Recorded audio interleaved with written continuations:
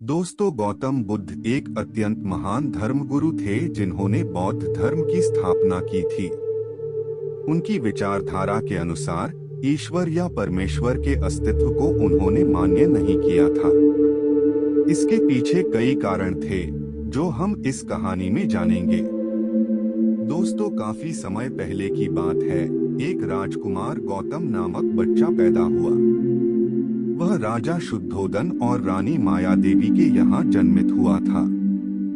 सभी लोग उसे विशेष अद्यतन धारण के कारण बुद्ध कहने लगे। उनके पिताजी ने उन्हें एक शक्तिशाली राजा बनाने की आशा की थी और इसलिए उन्हें पूरी तरह से भव्य और सुखी जीवन बिताने की कोशिश की।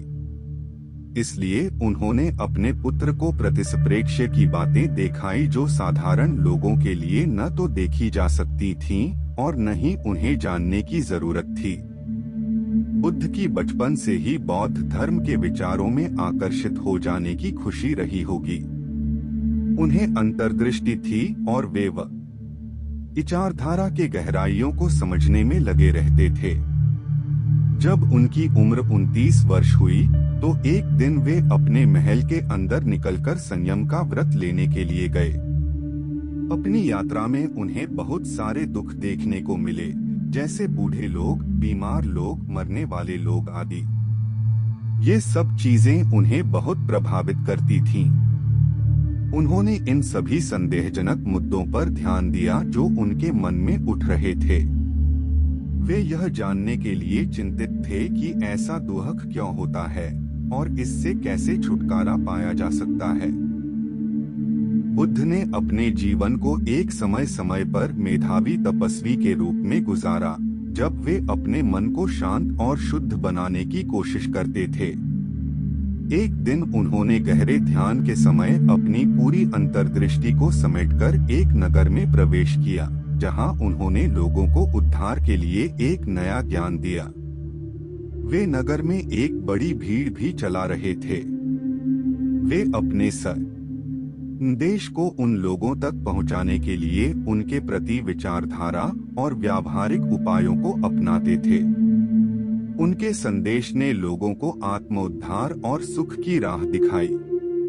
उन्होंने बताया कि दुख और त्रासदी के पीछे आसक्ति और मोह होता है और इससे मुक्ति पाने का रास्ता आत्मनिग्रह है। बुद्ध के उपदेशों ने लोगों को प्रभावित किया और वे बौद्ध धर्म के अनुयायी बन गए। धीरे धीरे बुद्ध के अनुयायी ने उन्हें ईश्वर के अस्तित्व पर सवाल करने लगे। वे धार्मिक ग्रंथों में दिए गए भगवान के स्वरूप के बारे में शंका महसूस करने लगे। बुद्ध के विचारों में ईश्वर या परमेश्वर का अस्तित्व एक मान्यता के रूप में माना जाता था जो मनुष्य के दुख के पीछे कारण है। उन्होंने कहा कि ईश्वर का अस्तित्व सिद्धांतिक अनुमानों और आधारभूत प्रमाणों पर नहीं टिक सकता है। बुद्ध ने ईश्वर के सबसे प्रमुख गुणों जैसे कि अनंत ज्ञान, अनंत शक्ति और अनंत करुणा को भी संदेहास्पद बताया। उन्होंने कहा कि यदि ईश्वर सब कुछ जानता है तो वह जानता होने के बावजूद मनुष्य के दुख को कैसे साझा करता है। अगर ईश्वर अनंत शक्तिशाली है तो वह दुख को कैसे रोकने में असमर्थ हो जाता है, और यदि ईश्वर अनंत करुणामय है तो वह मनुष्यों के दुख को कैसे देखकर सुखी रह सकता है। इस प्रकार बुद्ध के अनुसार ईश्वर की मान्यता संदेहास्पद थी। उन्होंने अपने उपदेशों में मुक्ति का मार्ग बताया जो स्वयं उद्धार और आत्मनिर्वाण के माध्यम से प्राप्त किया जा सकता है। उन्होंने अन्यथा की अनुमानित शक्तियों या एक परम अस्तित्व की जरूरत को नकारा। बुद्ध ने लोगों को आत्मज्ञान, संयम और करुणा के माध्यम से सुखी और समृद्ध जीवन जीने की प्रेरणा दी। यही कारण है कि बुद्ध ने ईश्वर को मानने से इनकार किया। उन्होंने व्यक्तिगत और सामाजिक सुख की प्राप्ति के लिए व्यक्तिगत साधनों, बुद्धि और अनुभव के प्रयास की आवश्यकता बताई।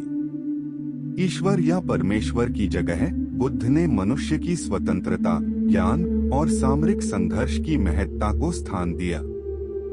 बुद्ध की विचारधारा का मूल उद्देश्य मनुष्य की दुख से मुक्ति और सुख की प्राप्ति था। वे उच्चतम आदर्शों की प्रशंसा करते थे, जैसे कि सत्य, धर्म, अहिंसा, दया और मध्यम मार्ग पर चलना। बुद्ध की विचारधारा ने लोगों को आत्मिक और सामाजिक सुधार के मार्ग पर प्रेरित किया और उन्हें आत्मोद्धार और समृद्धि की प्राप्ति के लिए समर्पित किया। दोस्तों, इसी प्रकार के भगवान बुद्ध से जुड़े वीडियो के लिए हमारे चैनल को सब्सक्राइब करें और बेल आइकन को प्रेस करें। धन्यवाद।